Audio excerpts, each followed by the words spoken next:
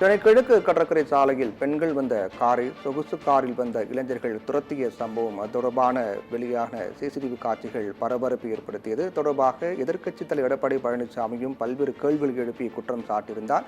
திமுக ஆட்சியில் பெண்கள் சுதந்திரமாக வெளியில் நடமாடக்கூடிய உரிமை கூட இல்லையா என்ற கேள்வியும் பல்வேறு கேள்விகள் அரசுக்கு எதிராக அவர் எழுப்பியிருந்தார்.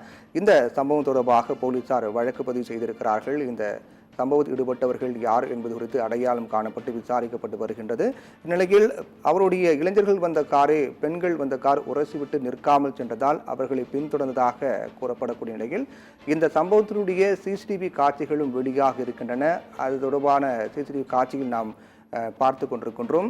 ஈசிஆர் சாலையில் நடைபெற்ற இந்த சம்பவம் அரசியல் தளத்திலும் மிகப்பெரிய பேச்சு பொருளாக தற்போது மாறத் தொடங்கியிருக்கின்றது.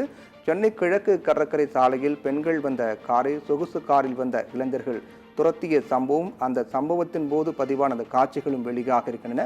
பெண்கள் வந்த காரை இளைஞர்கள் துரத்தக்கூடிய பரபரப்பு சிசிடிவி காட்சிகள் வெளியாக இருக்கின்றது.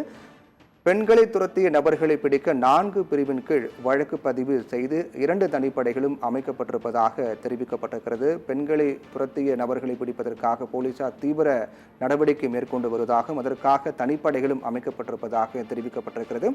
இருப்பினும் இந்த நிகழ்வு என்பது அரசியல் தளத்திலும் தற்போது பேச்சு பொருளாக மாறத் தொடங்கியிருக்கிறது. குறிப்பாக எதிர்க்கட்சித் தலைவர் எடப்பாடி பழனிசாமி இந்த சம்பவம் தொடர்பாக அறிக்கை வெளியிட்டு தமிழக அரசுக்கு பல்வேறு கேள்விகள் எழுப்பியிருக்கின்றார்.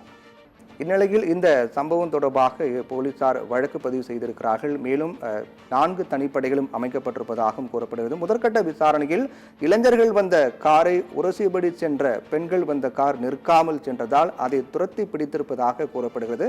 இருந்தாலும் இந்த சம்பவத்தின் பின்னணி குறித்தும் தீவிரமாக விசாரிக்கப்பட்டு வருவதாக போலீசார் தரப்பில் தெரிவிக்கப்பட்டிருக்கிறது.